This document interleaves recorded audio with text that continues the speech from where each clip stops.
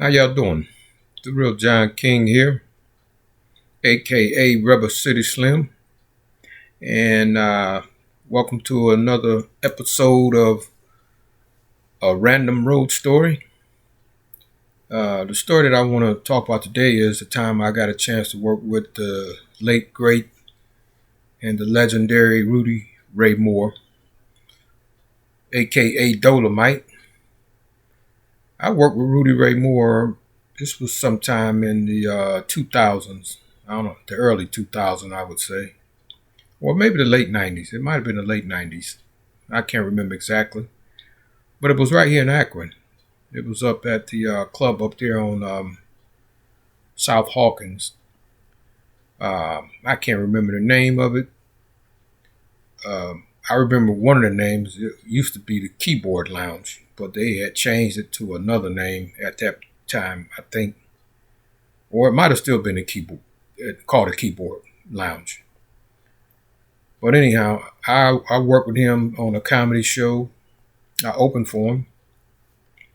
Also on that show was a friend of mine named Sterling Williams. I don't know, y'all probably heard of Sterling the Sax Man Williams. He's been around here forever. Everybody knows Sterling. But me, Sterling, and Dolemite was on that show, man. And Sterling played some music before. And he also played some music after the show. And then I play a little harmonica with Sterling also after the show. It was a good time, man. And it was a pleasure and an honor to work with Rudy Ray Moore, who I admired a lot because it was incredible for a man that a black man that was able to write, finance, produce, film, and act in his own movie. And I know that first movie was a smash hit, that Dolemite movie. I remember going to that movie in this like 1975. It was me and some friends of mine that I used to hang out with. Notably, the guy that come in mind is, the guys that come in mind is Cornell White, because he was the only one that had a car at the time. He had like a 1962 Ford Falcon, 4-door. And it was me, Cornell, another friend of mine is Randy Robinson.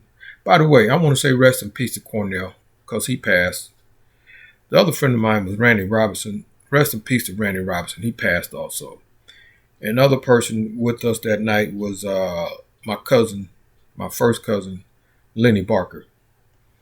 And he's passed away. He's going on to a resting place too. Lenny was like my little brother, man. And it was the four of us on a summer night in 1975.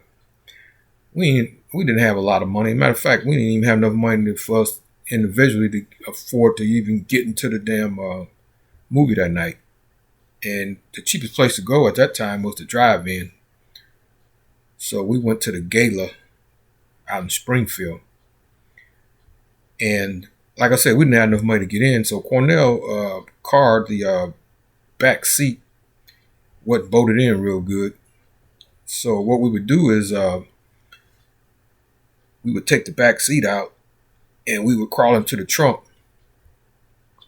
for the reason of going to the drive-in. Because if you showed up just by yourself, only that one person had to pay. So we would chip in to make sure that the driver had enough money to get in. And all three of us in the back seat, man. So Cornell pulls up, pays. He go in. And then we push the back seat back out from the trunk and crawl out. So we in there, man. We watching the movie. We done got halfway through the movie, man. If we would have just stayed our ass in that car and watched the rest of that movie, we would have pulled it off.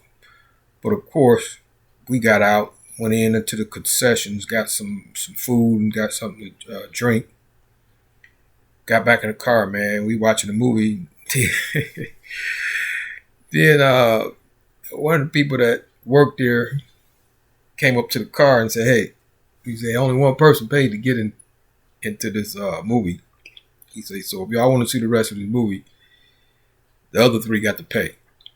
Well, we ain't had enough money between the three of us to be able to pay. So we had to leave. I mean, we got a chance to see the movie at a later date, but it was kind of disappointing to not be able to see it that night. So, once again, man, it was an honor and a pleasure to work with Rudy Ray Moore.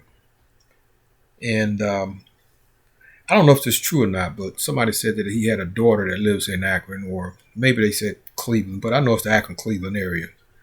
I never got a chance to meet her personally. I wish I could have, or I mean, she may even still be in the area. If I ever get a chance, I'd like to meet her and talk to her.